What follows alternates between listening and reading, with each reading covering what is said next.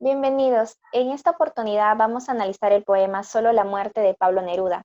Este poema pertenece a la corriente vanguardista que hemos estado revisando anteriormente. Siguiente. Pablo Neruda es un escritor famoso, conocido internacionalmente, de nacionalidad chilena. A él se lo conoce por sus tantos poemas que ha escrito. En 1945, él fue el primer poeta en ser galardoneado con el Premio Nacional de Literatura de Chile y su prestigio internacional ocurre en el año 1971, cuando se le concede el Premio Nobel de Literatura. Siguiente. Como lo mencioné anteriormente, el género al que él se inclinó fue la lírica. Y bueno, las áreas que se pueden evidenciar en sus escritos está el modernismo y posterior a ello el vanguardismo con el estilo surrealista. Las cuatro etapas de Pablo Neruda se dividieron como poesía del amor subjetivo, poesía surrealista, que es la etapa donde nos vamos a enfocar más por el poema que vamos a analizar a continuación. En la tercera etapa nos encontramos con poesía comprometida con la política y en la última, poesía, una mirada hacia las cosas cotidianas y sencillas. Etapa 2 es la etapa en la cual nos vamos a enfocar en esta oportunidad y sus poesías reflejaron temas de muerte, temas caóticos, y bueno, una de sus obras tentativas fue Residencia en la Tierra, ¿no? Que es el poemario donde se encuentra el que a continuación vamos a pasar a analizar, llamado Solo la muerte. Después de analizar el poema, vamos a ver su estructura con respecto a la métrica. Sabemos que es de género lírico y de especie en poema, y la forma de composición son 8 estrofas con 47 versos. Las figuras literarias que van a abundar en el poema es el hipérbole, la personificación, la metáfora, el símil y la anáfora.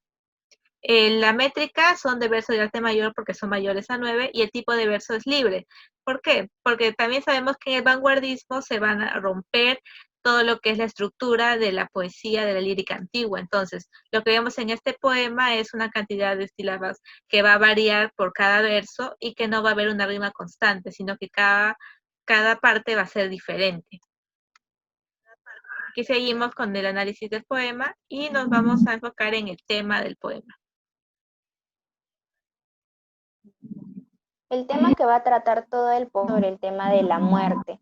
Esto nos damos cuenta en un inicio con el título, cuando nos da solo la muerte, y posterior a ello en la descripción de cada estrofa, ¿no? Que se va desarrollando, es la posición que tiene el poeta frente a la muerte, cómo es desde su perspectiva, cómo lo ve a esto.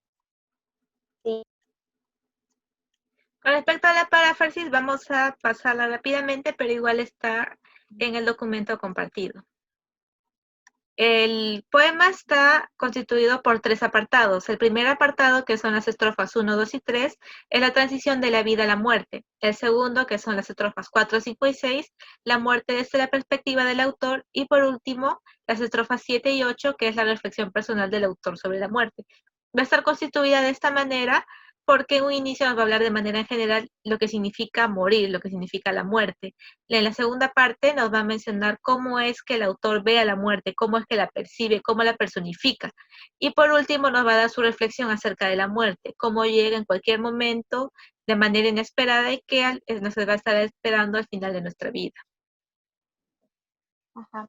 Como bien se mencionó, la intención del poeta es mostrarnos su percepción de él que tiene hacia la muerte, ¿no? Como bien lo mencionó mi compañera, de cómo ésta llega de forma silenciosa y puede estar en cualquier lugar. Forma. Ya, bueno, a continuación vamos a analizar la forma con la voz poética. La voz poética nos habla en tercera persona. El poeta nos describe la presencia de la muerte desde su perspectiva, como bien ya se mencionó. Y bueno, la voz poética en sí busca transmitirnos los sentimientos que el poeta quiere reflejar, ¿no? En el poema. En este poema, por ejemplo, se refleja lo melancólico, lo sombrío, como es la muerte, ¿no? Y para que el lector, o sea, nosotros, al poder, el momento de leerla, podamos sentir eso que el poeta quiso plasmar.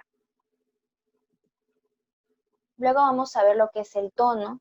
El poeta emplea un tono sombrío y melancólico, como va muy relacionado a la forma de la voz poética, ¿no? Y bueno, es por ello que el poema nos produce esa cierta melancolía, ese pesimismo, ¿no? Cuando se habla de este tema de la muerte, porque sabemos que la muerte es la pérdida de algo que ya no va a volver más. Con respecto a recursos literarios, vamos a ver que el poema está lleno de lo que son muchas personificaciones y comparaciones. Esto está hecho para que el autor nos haga llegar de manera más cercana su percepción de la muerte. Al mismo tiempo va a embellecer las escrituras, porque bien podré decirlo de manera literal, pero él al usar lo que es la metáfora, la personificación, va a darle un toque más, un embellecimiento a la palabra y va a hacer que la persona que lo lea, el lector, pueda empatizar con sus sentimientos y percibir a la muerte de la manera de que él la ve. Como hemos mencionado, en una primera instancia tenemos la anáfora, que es la repetición de las primeras palabras. Esto lo vemos en las primeras estrofas y de ahí en el desarrollo del poema. Tenemos el símil, que es la comparación. El autor constantemente va a comparar a la muerte con cosas cotidianas. Por ejemplo, tenemos a lo sonoro, llega la muerte como un zapato sin pie, como un traje sin nombre. ¿Qué quiere decir? Que la muerte llega, pero sin ser vista, sin ser percibida y constantemente va a comparar la muerte con varias cosas y con sensaciones. Tenemos la metáfora que fue usada para embellecer las palabras y los sentimientos. Y la personificación, porque el autor constantemente personifica la muerte en la manera en cómo él la percibe, le da cualidades, le da formas, y es una manera propia que nos va a compartir en el poema. Y por último tenemos el hipérbole, que es la exageración, de algunas cosas que suceden dentro del poema para poder darnos un poco más de sentimiento hacia la muerte, hacia la negatividad, hacia lo que significa morir. Tenemos a los símbolos. Los navíos simbolizan a los ataúdes, como naves que transportan el cuerpo hacia la otra vida. Cuando una persona muere, es depositada en un ataúd. Y el autor menciona que el ataúd va a ser tipo un navío, porque va a conducir al cuerpo hacia la otra vida. Personifica también a la escoba, a la muerte como escoba. ¿Por qué? Porque la escoba cuando barre se lleva todo a su paso de una manera rápida cuando quiere. Tenemos que la muerte es de color verde y su canto es como violetas. Se dice que el canto de la muerte es como pétalos de flores, en este caso las violetas, pero la muerte es de color verde como el tallo de la flor. Cuando la flor se marchita, lo primero que se marchita son los pétalos, pero el tallo de la flor sigue, permanece. Y en simbología de colores, la violeta significa penitencia y eternidad, y el verde como venenoso y horripilante. Por último, la muerte como almirante. El almirante es una persona que conduce los navíos y como se mencionó anteriormente, el ataúd está simbolizado como un navío. ¿Por qué? Porque la muerte nos va a conducir en el transporte final de la vida a la muerte. Ella la va a dirigir como un almirante.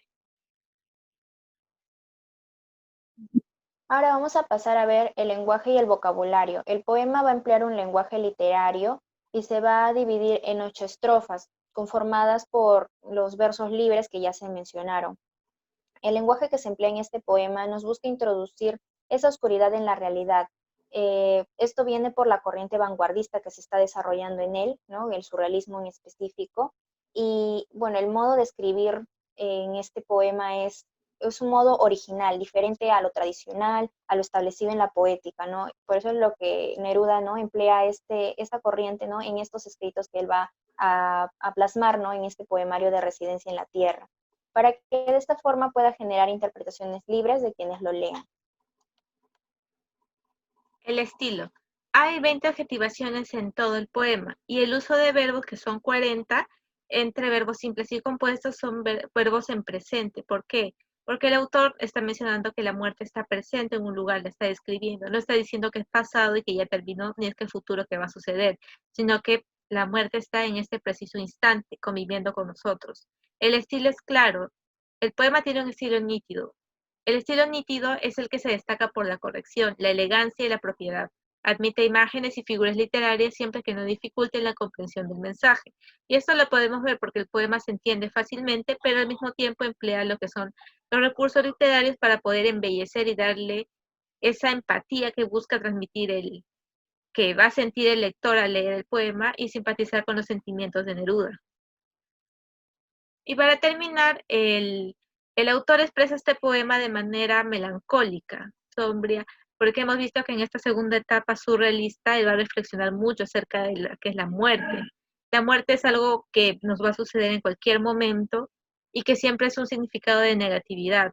¿Por qué? Porque muerte significa pérdida de alguien. Entonces, en este poema, Neruda nos da esa reflexión que él tiene de la muerte, una reflexión propia, cómo él la percibe y cómo siente que es. Y también nos va a describir, como lo hemos mencionado en el análisis anterior, en primer lugar, el cementerio, que es solitario, que es sombrío. Después nos va a trasladar a su perspectiva personal, cómo él personifica la muerte y su reflexión de que ella nos va a llegar a todos en cualquier momento.